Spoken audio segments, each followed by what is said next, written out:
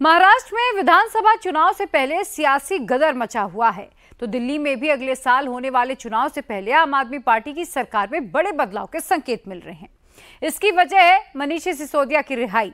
दिल्ली विधानसभा चुनाव में सिर्फ 7 महीने का वक्त है और ये बात सिसोदिया भी अच्छी तरह से जानते हैं।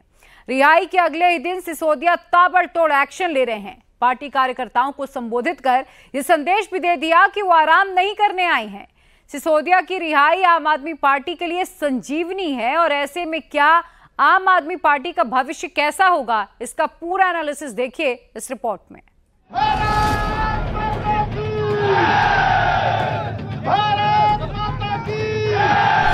भ्रष्टाचार का एक ही काल, भ्रष्टाचार का एक ही काल। जेल के दरवाजे बंद कर सकते हो, लेकिन जनता के दिल के दरवाजे बंद नहीं कर सकते। इन आंसुओं ने मुझे ताकत दी है 17 महीने जेल में। सिसोदिया बाहर आ गए, ना तेवर बदला, ना अंदाज बदला, ना बीजेपी पर हमला करने का तरीका बदला। सिसोदिया फुल एक्शन मोड में हैं।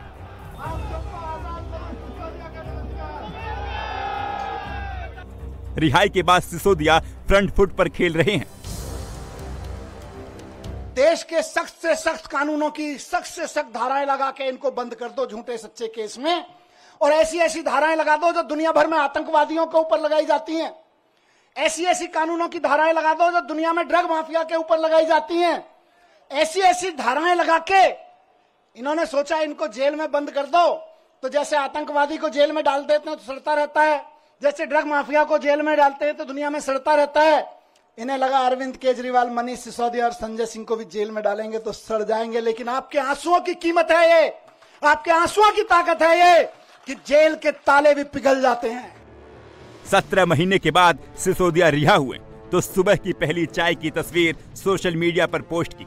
अपनी रिहाई को आजादी और खुली हवा में सांस लेना बताया। आम आदमी पार्टी के कद्दावर 2 नेता जेल में बंद थे। सिसोदिया बाहर आ गए, केजरीवाल अभी अंदर हैं, लेकिन केजरीवाल के काम को सिसोदिया आगे बढ़ा रहे हैं। 17 महीने के बाद मनीष सिसोदिया का पॉलिटिकल रूटीन शुरू हो गया। सुबह 9 बजे कनॉट प्लेस के हनुमान मंदिर में पूजा अर्चना की, 10 बजे राजघाट पहुंचे, दोपहर 12 बजे पार्टी ऑफिस पहुंचे, 20 मिनट का संबोधन किया। जेल के बाहर कदम रखने के बाद पहला हाथ जिस कार्यकर्ता ने पकड़ा था और रात को घर तक जो दूर खड़ा था केवल देख के गया है, वो उम्मीद लगा रहा है कि मेरा मनीष सिसोदिया, मेरा भाई बाहर आ गया है। और मैं कहूं नहीं, मैं तो छुट्टी जा रहा हूं यार, नहीं, खून पसीना बहाने के लिए बाहर आया हूं, छुट्टियां मनाने के लिए नहीं। आम आदमी पार्टी की अगली रणनीति क्या होगी, इसका पूरा ब्लूप्रिंट सिसोदिया तैयार करके आए हैं। 17 महीनों में उन्होंने क्या सीखा और क्या आत्मचिंतन किया है। उन्होंने एक नया नारा दिया कि जैसे 9 अगस्त को भारत छोड़ो आंदोलन की शुरुआत हुई थी, तो इस बार 9 अगस्त को मुझे बेल मिली है, इसका मतलब है तानाशाही भारत छोड़ो। ये नारा दिया गया और एक तरह से आने वाले विधानसभा चुनाव के लिए एक नया नारा मनीष सिसोदिया ने आज दे दिया। मनीष सिसोदिया का जेल से बाहर आना पार्टी के कार्यकर्ताओं के लिए बहुत बड़ा बूस्टर का काम करेगा।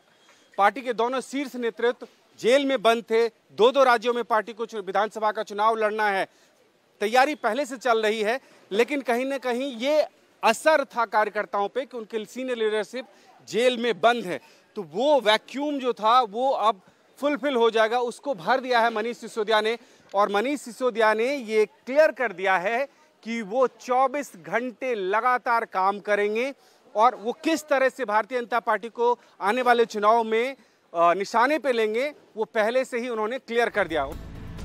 तिहाड़ जेल में सिसोदिया और केजरीवाल दोनों बंद हैं। केजरीवाल अभी अंदर हैं। सिसोदिया ने बाहर आकर सबसे पहले केजरीवाल की ईमानदारी की गारंटी दी। ये ईडी और सीबीआई का ताना बाना इसलिए नहीं बुना गया कि कोई बेईमानी हो गई है।